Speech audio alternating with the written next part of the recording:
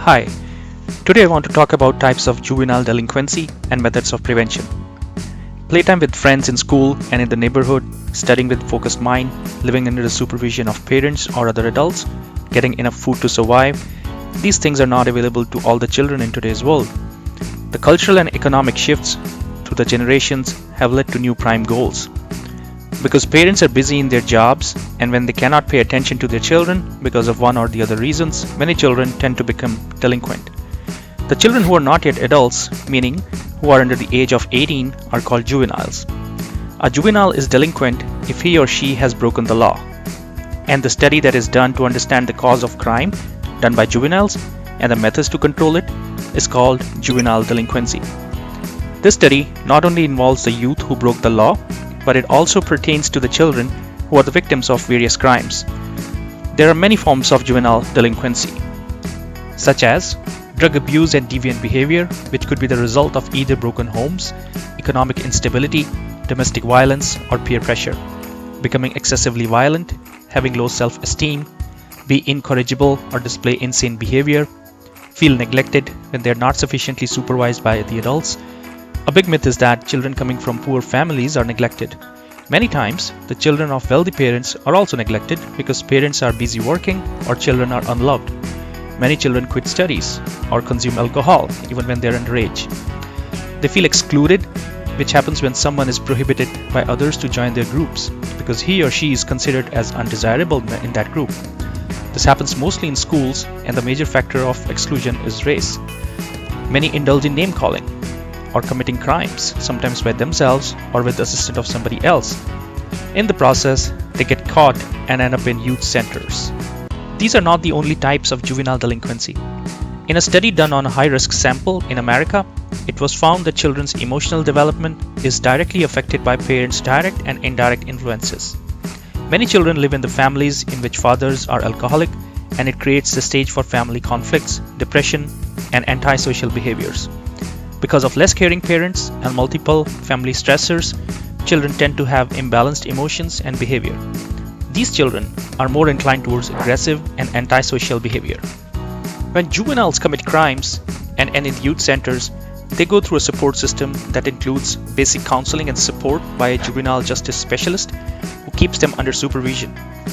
There are other vocational programs such as occupational training and improving education and skills. A nourishing environment is created to provide individualized care that helps lower the rate of crime when they enter back in the society. There are higher chances of getting employment because of their education and skills. Let us now talk about some preventive measures. Youth are capable of rehabilitation, and juvenile delinquency can be prevented with the help of society. Youth can be diverted towards positive ways through these methods. Number 1. By providing education and by enforcing positive behavior at school. In a recent study done on junior high school students in Japan, it was observed that if children receive psychological support from their teachers and peers, they tend to extend the psychological support to others. Number 2. By making parents aware about the importance of preschools. Many people do not understand the concept of early childhood intervention, and many cannot afford to send their children to preschools. The fact is that if children are engaged early in preschools, they will be more oriented towards education and learning, the result being less delinquency in future.